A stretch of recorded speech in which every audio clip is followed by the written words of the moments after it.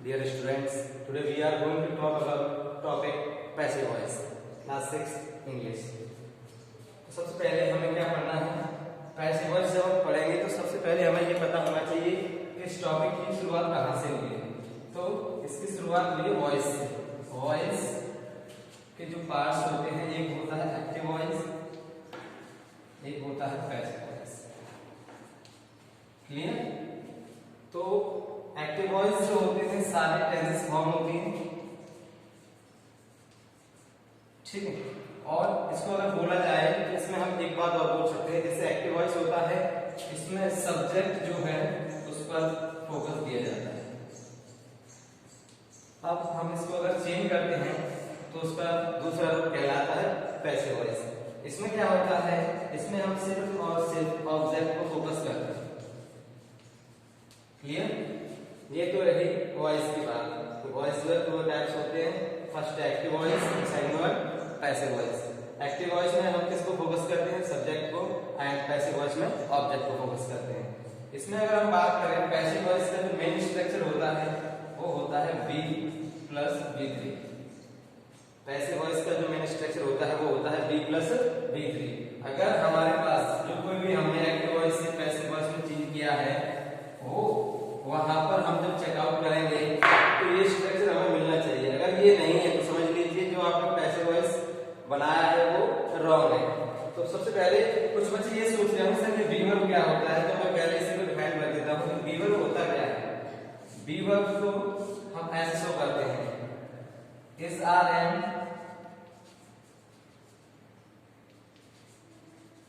Next was verb and be. इसको हम जब भी चेक करेंगे कि प्रेजेंट में बी वर्ब का जो फेस होता है प्रेजेंट में वो क्या होता है, is are am. And next, ये आप सब जानते ही होंगे कि ये पास्ट फॉर्म में होता है और ये एज इट इज फ्यूचर में रखा जाता है। क्लियर? बी वर्ब जो है एज इट इज इसमें आएगी फ्यूचर टेंस में। क्लियर?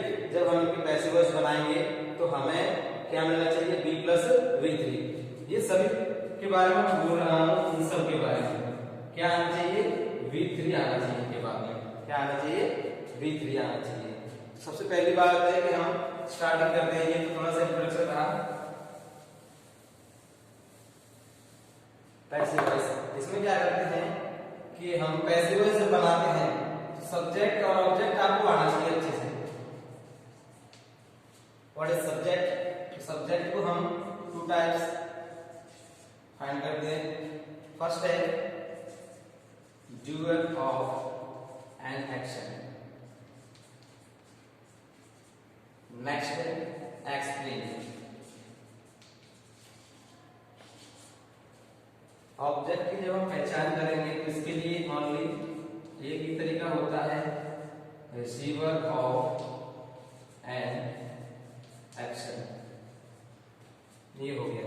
अभी कुछ बच्चे ये कह रहे हो सर सब्जेक्ट की जो पहचान है वो हम करते हैं, जो कार्य करने वाला होता है वो करता होता है। तो आप ये वाली लाइन बोल रहे हैं, जब आप ये कह रहे हैं तो आप ये वाली लाइन बोल रहे हैं, डूअर ऑफ एन एक्शन, जो कोई भी कार्य को करता है वो सब्जेक्ट होता है। सेकंड वन है ये एक्सप्लेन। एक्सप्लेन का मतलब होता है किसी के द्वारा किसी के बारे में बताया जाए। जैसे ये ले लीजिए, जैसे ही इज अ स्टूडेंट, और एक ले लीजिए ही बीट्स मोहन। क्लियर? तो सबसे पहले एक्शन, एक्शन को हम एज अ वर्ब देखते हैं। कैसे देखते हैं, एज अ वर्ब। यहां पर आप चेक करेंगे तो एक्शन क्या है, बीट मतलब पीटना। इसमें क्या एक्शन हो रहा है, पीटना। इसी को चेकआउट करते हुए हमें पता लगाना है कि क्या ऑब्जेक्ट है और क्या सब्जेक्ट है। तो ये जो एक्शन है उसको कर कौन रहा है, ही कौन कर रहा है, तो ये क्या होगा आपका सब्जेक्ट। अच्छा, ही के द्वारा पिटाई की जाती है, लेकिन किसकी, मोहन की। तो पिटाई को जो भी रिसीव करेगा वो सभी क्या होंगे, ऑब्जेक्ट। मतलब ये जो भी एक्शन होगा उसको जो रिसीव करेगा वो क्या होगा, ऑब्जेक्ट, और जिसको वो करेगा वो होगा सब्जेक्ट। ये तो रही ये वाली बात। अभी मैंने एक सेंटेंस ये लिखा, ही इज अ स्टूडेंट। यहाँ पर अगर आपसे कोई पूछ लेता है कि इसमें सब्जेक्ट क्या है तो आप ये नहीं कह पाएंगे कि इसमें सब्जेक्ट ये है। वैसे तो सभी को पता होगा, पहचान लिया होगा सबने कि ही क्या है, इसमें एक सब्जेक्ट है, बट हम ये कैसे कहेंगे कि यही सब्जेक्ट है, तो वो कंडीशन रहती है ही वाली, एक्सप्लेन वाली।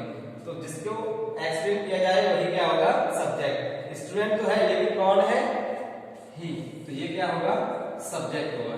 अभी पूछा जाएगा आपसे कि इसमें ऑब्जेक्ट क्या है, तो ऑब्जेक्ट के बारे में ज्यादातर बच्चे बोलेंगे कि सर स्टूडेंट जो है वो ऑब्जेक्ट है, बट ऐसा नहीं है, ये ऑब्जेक्ट नहीं होगा।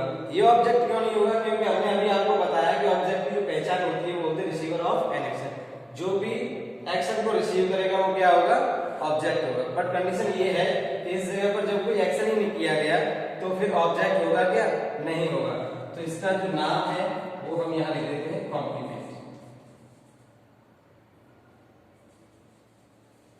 क्या होगा ये, कॉम्प्लीमेंट। क्लियर, ये आप जानते हैं, ये आर्टिकल है, ये बी वर्ब। क्लियर, सब्जेक्ट और ऑब्जेक्ट फाइंड करना आ गया आपको। इसके बाद में हम चेंज करना सीखेंगे।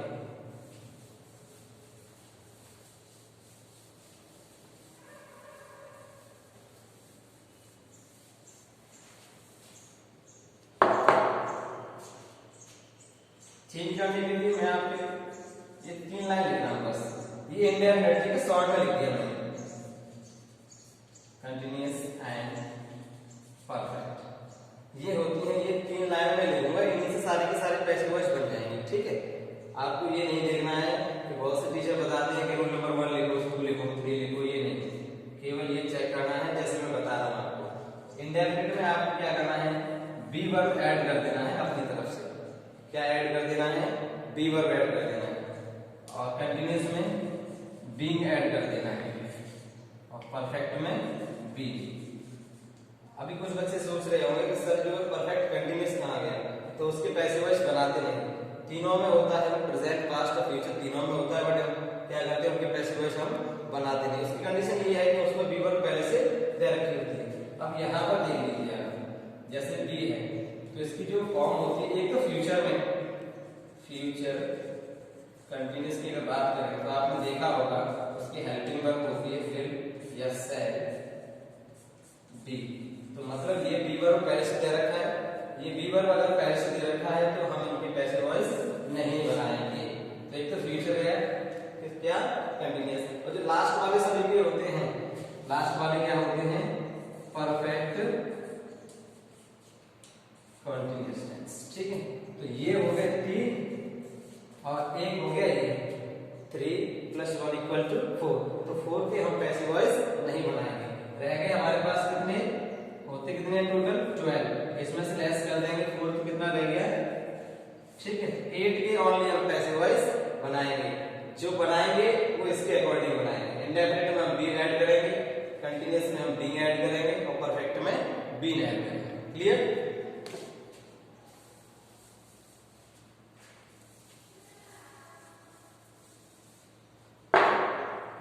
ये तो मैंने अभी आपको बताया था कि बी जो उसका फेस बताया था, प्रेजेंट में क्या होता है, इज आर एम, पास्ट में होता है वाज वर, एंड जो फ्यूचर है उसमें एज इट इज बी लिखेंगे। क्लियर, जैसे कि तैसे लिख देंगे।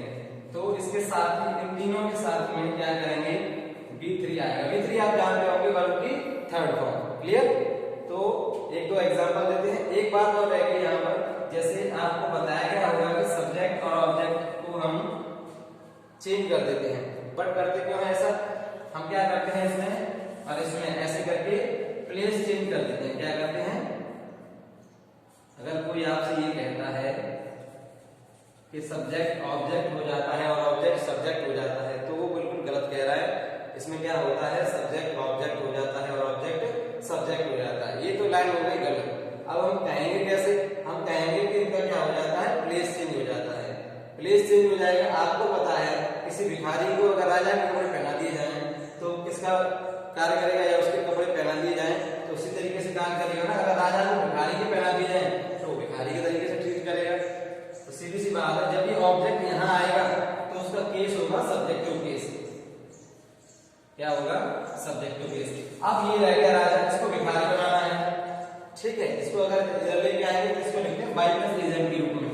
कैसे लिखते हैं, बाई प्लस एजेंट के रूप में। अभी कुछ बच्चे ये सोच रहे होंगे बाई क्यों आया, तो बाई इसलिए आता है किसी भी सब्जेक्टिव केस को अगर हम इधर लिखते हैं तो हमें बाय या कोई भी उचित जो भी प्रीपोजिशन होगी उसका यूज करते हैं। उसकी कंडीशन ये है कि अगर हम ऐसे जैसे जैसे दिया है अगर लेंगे तो ये अपना केस नहीं छोड़ेगा, ये सब्जेक्टिव केस ही रहेगा। तो हम क्या करते हैं, प्रीपोजिशन ले आते हैं। क्या ले आते हैं, प्रीपोजिशन। और प्रीपोजिशन के बाद में ऑलवेज ऑब्जेक्टिव केस ही आता है, इसलिए इसको ऐसे लिखते हैं। ठीक है।